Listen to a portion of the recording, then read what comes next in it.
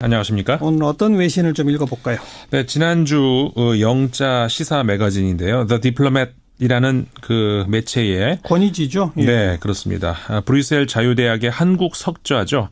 라몬 파르도 교수의 기고문이 실렸습니다. 예. 최근 눈 깜짝할 사이에 동아시아 정세가 변하고 있는 때에 지금까지 국제사회 많은 나라들이 펴온 대북 정책, 그다음에 현재의 상황 이런 것들을 정리를 하면서 한국의 대북 정책을 평가하는 그런 글이었습니다. 네네. 요약을 하자면은 역시 압박과 관여 그 사이에서의 교차다 이렇게 할 수 있는데요. 근데 이제 현재 한국 정부의 압박과 관여가 과거와는 다르다 뭐 이런 내용이었습니다. 파르도 석좌는 지난해 한반도 주변에는 소위 블러디 노즈 그러니까는 코피 전략이라고 하는 북한에 대해서 이제 공격 가능성에 대해서 많은 공론이 벌어졌던 한 해였다면은 예. 올해는 남북 회담 그리고 최초의 북미 회담이 이루어질 수 있는 상황까지 왔다 이렇게 정리를 하면서 그렇죠. 이런 변화의 요인 중에 가장 돋보이는 것은 역시 문재인 대통령이다 이렇게 설명을 하고 있습니다. 문재인 대통령을 역시 중심에 놓고 보는군요. 네. 우선 그 라몬 파르도 교수 어떤 사람이죠? 그 원래는 영국의 킹스 컬리지 런던 대학 교수였는데요. 예. 그 우리나라에서 저기 처음으로 유럽에 처음으로 그 한국 석좌를 만들었죠. 브뤼셀 대학이. 네. 예. 그래서 브뤼셀 대학에다가 이제 그 자리가 만들어졌는데 유럽 처음입니다. 그래서 한국 석좌가 만들어지면서 임용된 것으로 지금 돼 있는데 예. 유럽에서 보기 드문 한국 관련 전문가군요. 네. 그런데 이제 한국 정부의 대북 정책이 과거에 비해서 달라졌다라고 지금 아까 말씀하셨잖아요. 네네. 뭐가 달라졌다는 겁니까?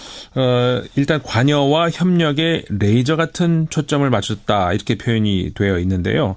파르도 석좌는 10년간의 보수 정권 이후에 들어선 문재인 정부가 그 이전에 진보 성향 대통령들 그러니까는 김대중 노무현 대통령의 햇빛 정책을 따랐다. 근데 문 대통령은 차이점이 있다 이렇게 밝힌 겁니다. 그게 중요하죠. 네. 과거 햇볕 정책과 어떤 차이가 있느냐. 햇볕 정책에 대한 비판을 인식하고 그 점을 보완했다는 건데요. 예. 그러니까는 한국의 보수주의자들뿐만 아니라 진보주의자들 사이에서도 지난 여러 해에 걸쳐서 이 햇볕 정책에 대한 비판이 제기가 됐고 그래서 이걸 인식하고 그 점을 보완했다 이제 분석을 한 건데 보완한 점이 뭐예요? 네, 이번 남북 회담에 앞서서 북측에 무조건적인 양보를 하지 않기 위해서 많이 자제를 했다는 겁니다. 네. 그러니까 대선 캠페인 당시에 문재인 대통령은 대북 경제 지원 재개를 공약으로 내세웠지만 이후에 경제 지원은 최소한에 머물렀다. 이 점을 들고 있는 겁니다. 예. 그래서 이제 파르도 석좌에 따르면은 그 이유가 과거 진보 성향 정부에서 경제적 지원이 너무 컸다는 논리로 한국 사회에서 역풍을 맞았기 때문이라는 겁니다. 이른바 퍼주기 논란이죠. 네. 예. 그래서 대북 지원 사업에 신중한 자세로 임하고 또 다음 달 정상회담 개최를 이 평양이 아닌 중립지역이죠. 판문점에서 한 것도 문 대통령이 이런 신중한 행보하고 관련이 있다는 겁니다. 판문점에서도 우리 남측 구역에서 하잖아요. 네. 예. 다시 말하면 이 지금 단계에서 평양으로 가는 모습이 이 반대 세력에게는 그 북한 정권과 북핵 프로그램을 인정하는 것으로 묘사될 수 있는 네. 그럴 가능성, 논란을 처음부터 차단하기 위한 것이라는 거죠. 아하. 그리고 이제 두 번째가 뭐냐면은 이제 미국과의 관계라는 겁니다. 그렇죠. 대미 관계인데 예. 남북 문제가 항상 그랬듯이 남북 간의 문제로만 해결이 되는 게 아니라 미국과의 관계가 항상 중요시됐다는 걸 이걸 네. 인식하고 있다는 겁니다. 그러니까 과거 정부는 남북 관계가 잘 되다 보면 한미 관계가 틀어지는 경우도 있고 막 그랬었는데 그랬죠. 문재인 정부는 그러지 않으려고 지금 노력하고 있다 이거죠? 네, 그렇습니다. 예. 그래서 이제 파르도 석좌는 한국의 대북 정책에서 대미 외교가 이제 결정적이기 때문에 문재인 정부도 이 점을 이제 중시를 하고 있다 이렇게 보는 건데 네. 과거 사례들을 잘 봐온 문재인 정부 특히 그 과거에 이제 노무현 대통령 당시 참모로 있었지 않습니까? 그렇죠. 그래서 한미 관계라는 변수를 바로 옆에서 봐왔기 때문에 네. 이런 경험을 해본 그 문재인 대통령은 미국과의 그 외교 관계에 최선을 다하고 있다 이렇게 보고 있다는 거죠. 네. 그래서 이런 예를 들고 있습니다.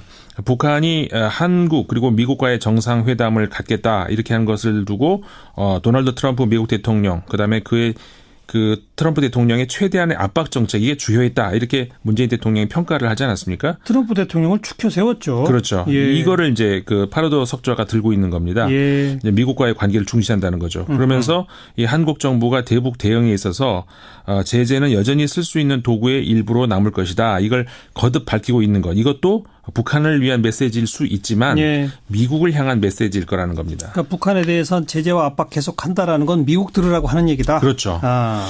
그래서 이제 그렇게 하면서 이 햇볕 정책을 지속하는 데 걸림돌이 될 수 있는 것들을 사전에 제거하겠다 이런 의지를 보인다는 건데 예. 파라도 교수는 이 트럼프 대통령이 김정은과의 정상회담이 이렇게 빨리 동의할 줄은 아마 한국 정부도 미처 기대하지 않았을 수도 있다. 그렇겠죠. 이렇게 하면서 예. 하지만 이제 문재인 정부는 그 그러니까는 미국 측의 관계자들과 협의를 계속하고 이 북미 정상회담이 성사될 여건이 조성되도록 노력을 하고 있었던 점만은 분명하다. 이렇게 평가를 하고 있습니다. 실제로 작년엔가 그 북한에 도발이 있을 때 문재인 정부가 바로 그 군사적 대응 행동을 네. 했지 않습니까? 그렇죠. 이런 것도 미국 정부에 신뢰를 주는 거였죠. 네, 그렇죠. 예. 근데 그래서 이제 북한에 대해서 또 미국에 대해서도 꾸준한 신뢰를 줬기 때문에 반년 동안에 탐색을 해오던 북한도 대화에 나설 수 있게 된 거고 또 미국도 들어선 한국 정부에 대해서 반신반의하던 이런 것 자세에서 대화를 한번 믿고 시도해 볼 수 있겠다. 이제 전환이 됐다는 거죠. 예. 뭐 이렇게 해서 이제 타임지가 지난해 보도했던 것처럼 네고시에이터 그러니까 중재자로서의 역할을 문재인 정부가 할 수 있는 그런 행동 반경을 만들었고 북한과 미국을 테이블 앞으로 앉게 할 수 있었다. 이렇게 이제 평가를 한 건데 네. 그래서 이제 파르도 석좌에 따르면은 이런 그 외교안보 정책이 일정한 방향으로 꾸준하게 이어지려면은 이 정권에 따라서 왔다 갔다 오락가락하는 게 아니라 모든 정치 세력이 대승적 차원에서 동의할 수 있는 그런 프로세스가 만들어져야 된다는 겁니다. 너무나 중요한 얘기죠. 네. 정권 바뀌면은 뭐 완전히 기존에 했던 정책 백지화되고 이런 거 이거 안 되는 거죠. 네, 그렇죠. 국익을 중심으로 해서 일치단결된 그런 지속적인 정책이 필요한 거죠. 네.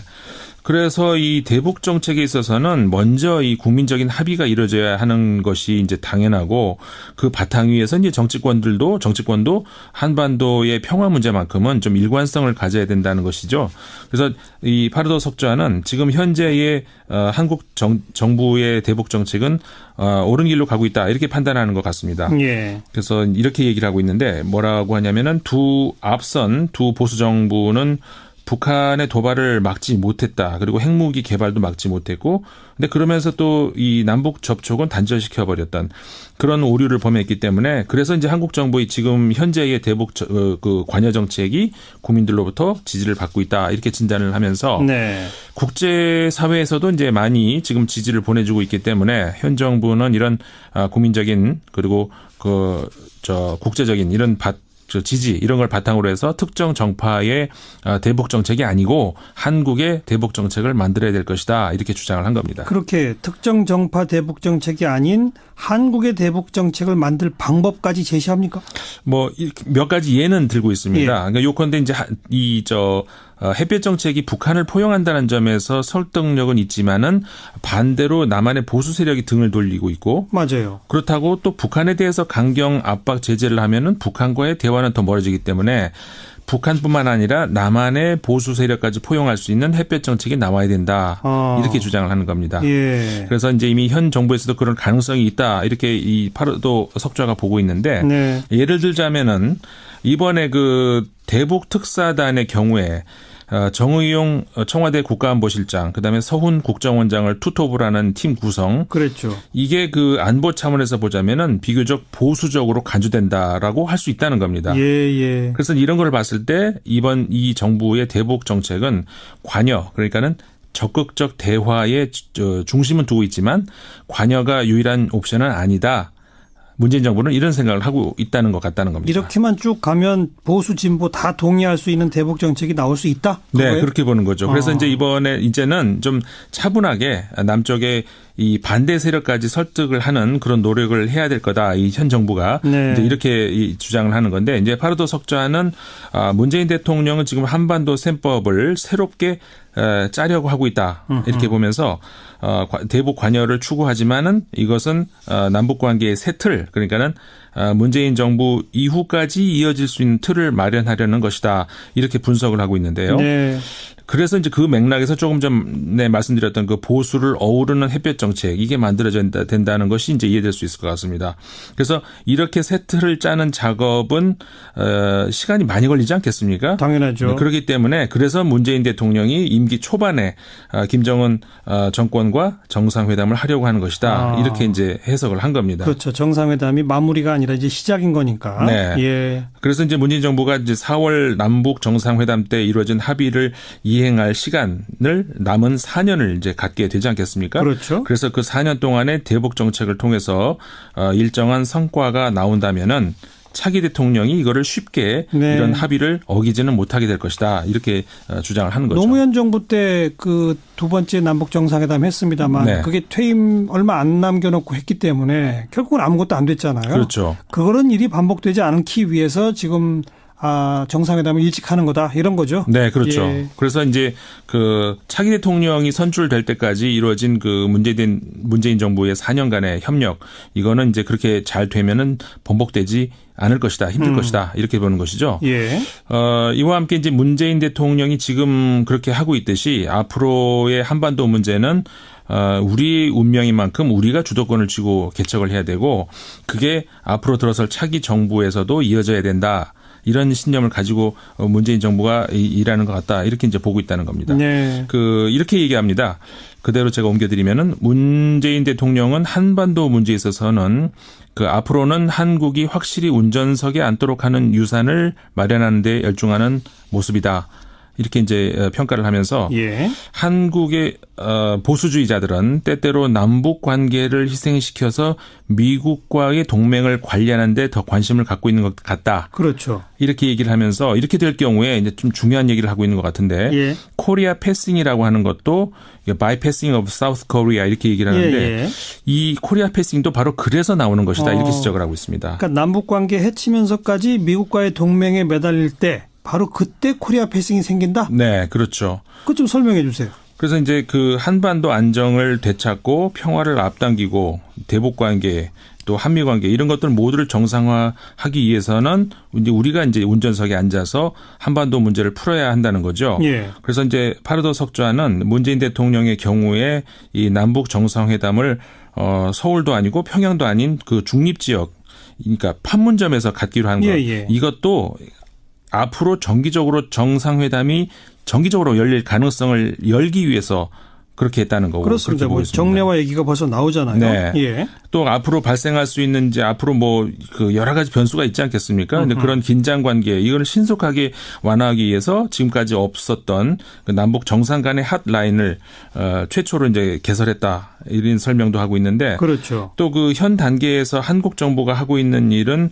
경제 협력 재개 가능성을 염두에 두고 김정은의 그 경제 개혁 추진이 얼마나 진정성이 있는 것인지 그리고 한국이 어디까지 북한을 지원해 줄 수 있는지 그리고 그것으로부터 얻어질 수 있는 게 뭔지 이런 것들을 좀 가늠해 보고 있는 그런 중이다. 네. 이렇게 하면서 이제 결국은 이게 이런 것들이 현 정부만의 업적으로 끝나면 안 되고 정부가 바뀌면 또 백지화되는 것이 아닌 앞으로 향후 후임 대통령들이 사용할 수 있는 준영구적 이렇게 표현합니다. 준영구적인 틀을 예. 발전시키고 있다. 이제 문재인 현 대통령이 그렇게 돼야죠. 예 그렇게 되면서 이게 아마도 문재인 대통령이 남길 유산 중에서 어쩌면은 가장 중요한 부분이 될 수도 있다. 이렇게 파르도 석좌는 글을 맺고 있습니다. 이제 거기다가 뭐 북미 정상회담까지 있으니까 정말 준영구적이 아니라 영구적인 네. 한반도 구조의 재정립 여기까지 우리가 좀 내다봐야 되지 않겠습니까? 그렇죠. 네. 조금 다른 소식 하나 볼까요? 네. 지난주에도 제가 그 패럴림픽 관련 외신보도 전해드린 적이 있었는데 지난 일요일 패럴림픽 성공적으로 마치지 않았습니까? 그렇죠. 그래서 이제 패럴림픽도 이 남북 대화처럼 좀 전에 우리 나눈 것처럼 단발성 행사로 그칠 게 아니라 향후 좀 계속 주목받을 수 있는 준영구적인 틀을 마련해야 되면 하면 어떨까? 네. 이런 고민을 좀 해봐야 되지 않겠습니까? 예. 근데 독일의 한 언론이 아주 기발한 아이디어를 냈습니다. 그래서 이제 이게 참 공유해보고 싶어서 제가 가져왔는데 네. 독일의 타게스 슈피겔이라는 이제 언론이 지난 18일 일자 기사에서 평창 패럴림픽도 역시 이제 그 잘 치러졌다. 네. 여기서 거둔 사회적 가치가 과소평가할 수준이 아니었다. 이렇게 얘기를 하면서 33만 장 이상의 입장권이 판매된 것. 이거는 패럴림픽 사상 기록을 수립한 것이다. 그랬다죠. 네. 예.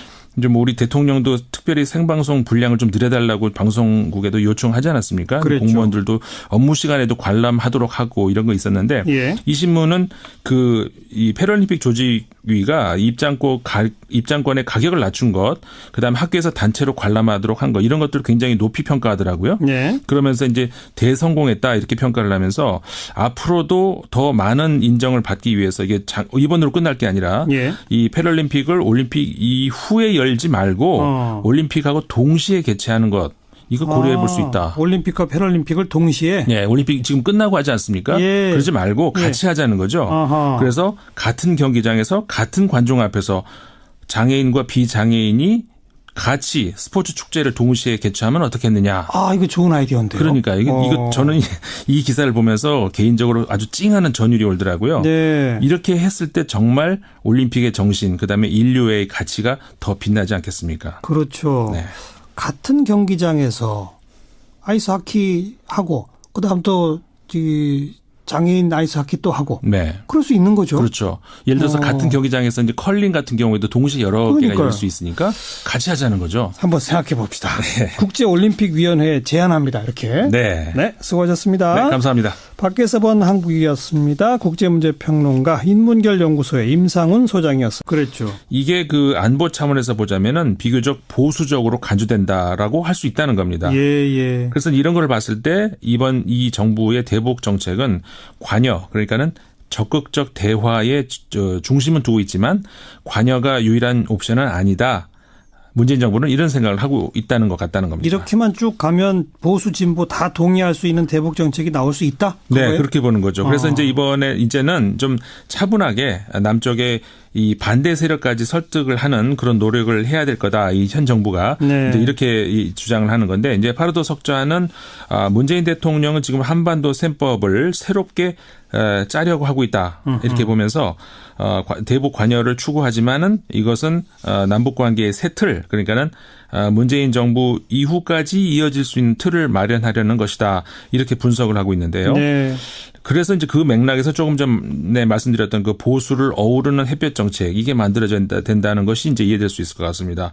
그래서 이렇게 새 틀을 짜는 작업은 시간이 많이 걸리지 않겠습니까? 당연하죠. 그렇기 때문에 그래서 문재인 대통령이 임기 초반에 김정은 정권과 정상회담을 하려고 하는 것이다. 이렇게 이제 해석을 한 겁니다. 그렇죠. 정상회담이 마무리가 아니라 이제 시작인 거니까. 네. 예. 그래서 이제 문재인 정부가 이제 4월 남북 정상회담 때 이루어진 합의를 이행할 시간을 남은 4년을 이제 갖게 되지 않겠습니까? 그렇죠. 그래서 그 4년 동안의 대북 정책을 통해서 일정한 성과가 나온다면은 차기 대통령이 이거를 쉽게 네. 이런 합의를 어기지는 못하게 될 것이다. 이렇게 주장을 하는 거죠. 노무현 정부 때 그 두 번째 남북 정상회담 했습니다.만 네. 그게 퇴임 얼마 안 남겨놓고 했기 때문에 결국은 아무것도 안 됐잖아요. 그렇죠. 그런 일이 반복되지 않기 위해서 지금 정상회담을 일찍 하는 거다 이런 거죠. 네, 그렇죠. 예. 그래서 이제 그 차기 대통령이 선출될 때까지 이루어진 그 문재인 정부의 4년간의 협력 이거는 이제 그렇게 잘 되면은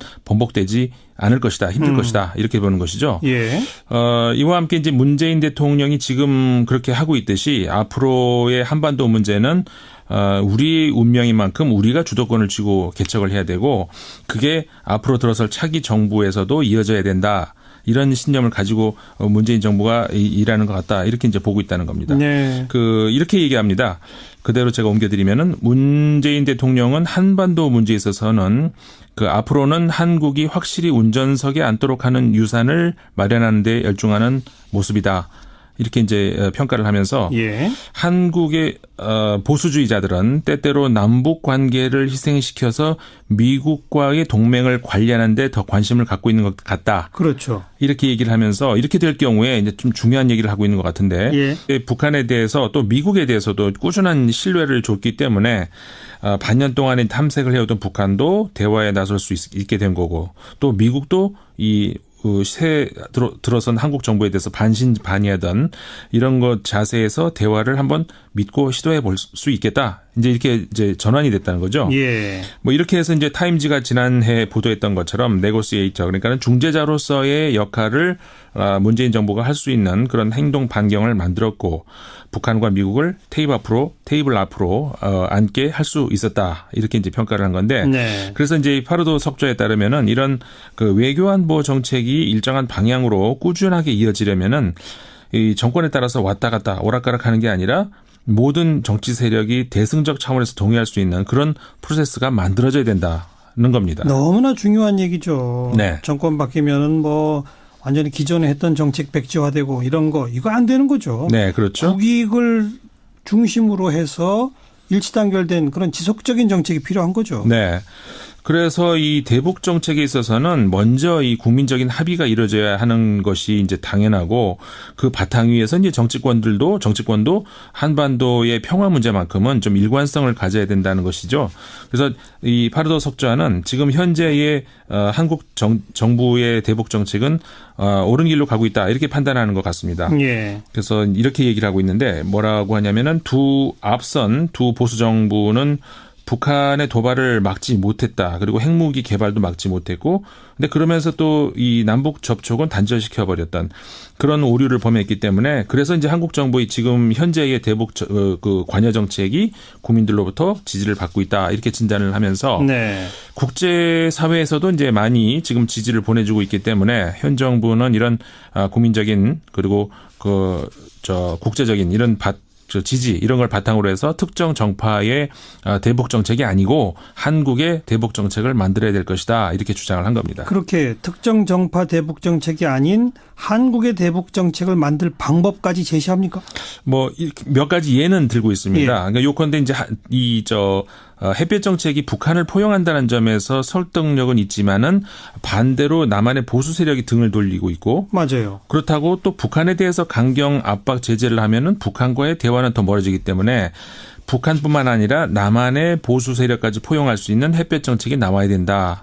이렇게 주장을 하는 겁니다. 예. 그래서 이제 이미 현 정부에서도 그런 가능성이 있다. 이렇게 이 파르도 석좌가 보고 있는데 네. 예를 들자면은 이번에 그 대북 특사단의 경우에 정의용 청와대 국가안보실장, 그다음에 서훈 국정원장을 투톱을 하는 팀 구성. 안녕하십니까? 오늘 어떤 외신을 좀 읽어볼까요?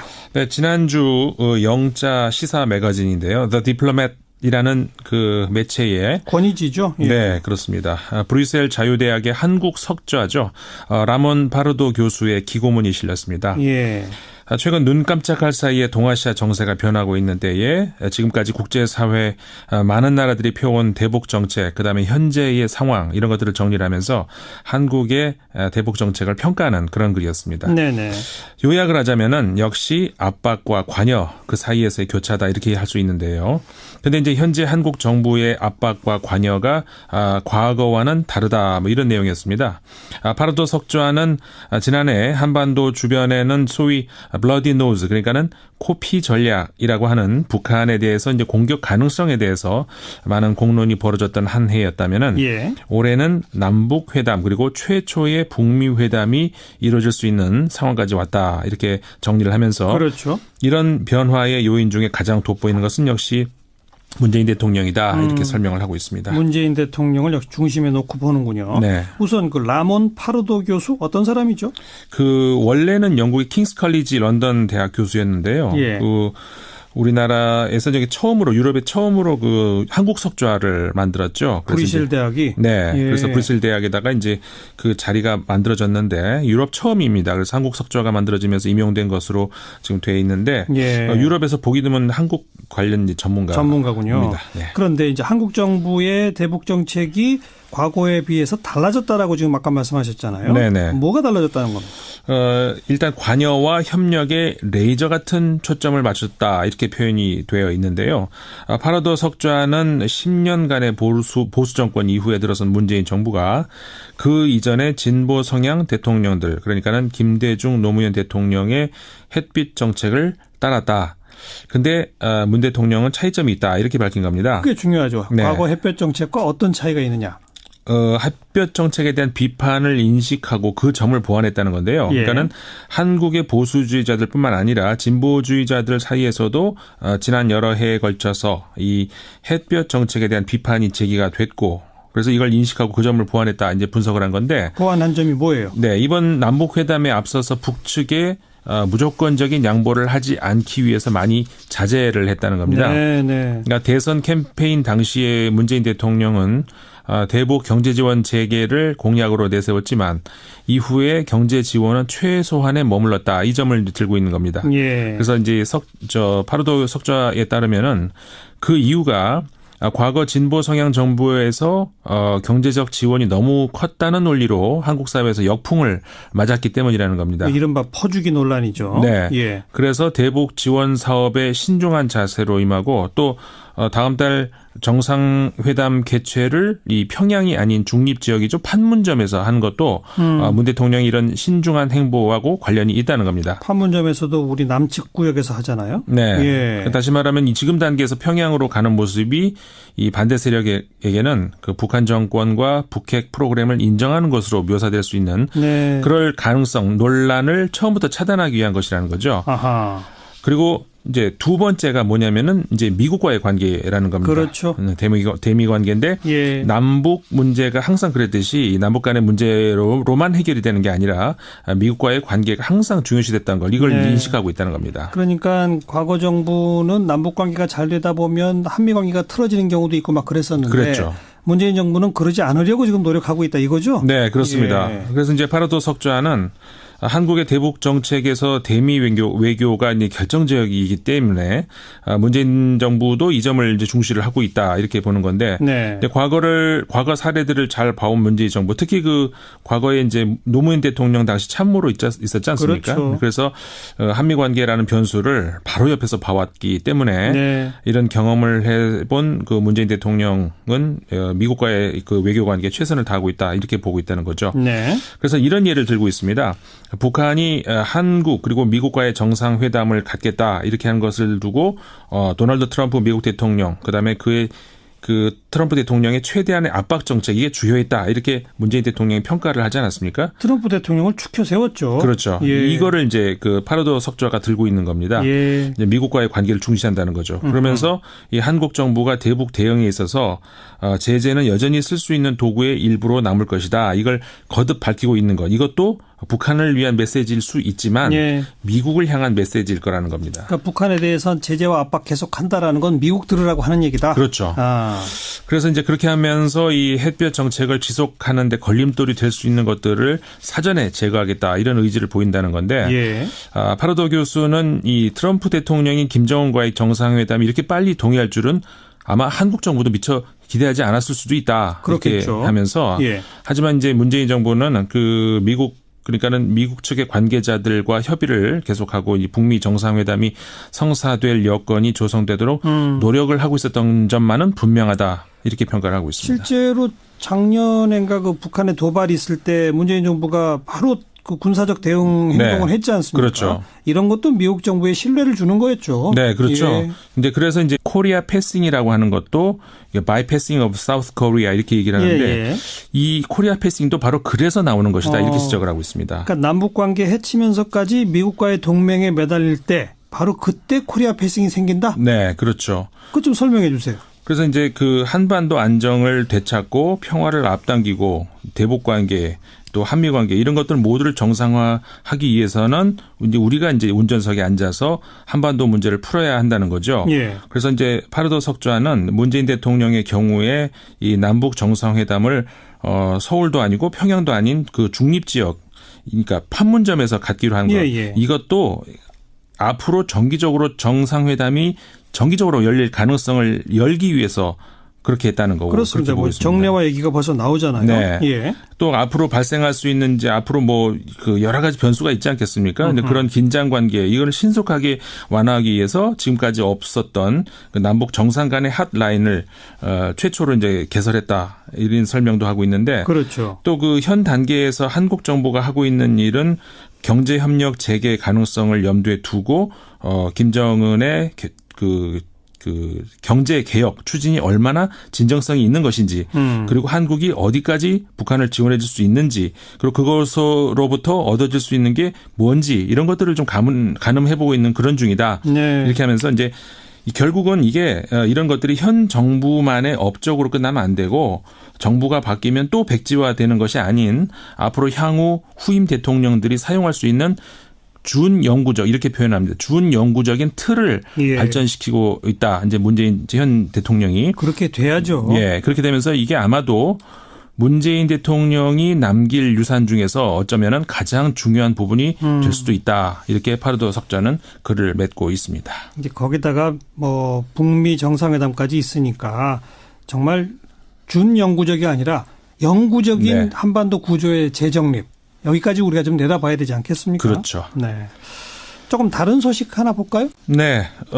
지난주에도 제가 그 패럴림픽 관련 외신보도 전해드린 적이 있었는데 예, 지난 일요일 패럴림픽 성공적으로 마치지 않았습니까? 그렇죠. 그래서 이제 패럴림픽도 이 남북 대화처럼 좀 전에 우리 나눈 것처럼 단발성 행사로 그칠 게 아니라 향후 좀 계속 주목받을 수 있는 준영구적인 틀을 마련해야 되면 하면 어떨까? 네. 이런 고민을 좀 해봐야 되지 않겠습니까? 예. 근데 독일의 한 언론이 아주 기발한 아이디어를 냈습니다. 그래서 이제 이게 좀 공유해보고 싶어서 제가 가져왔는데 네.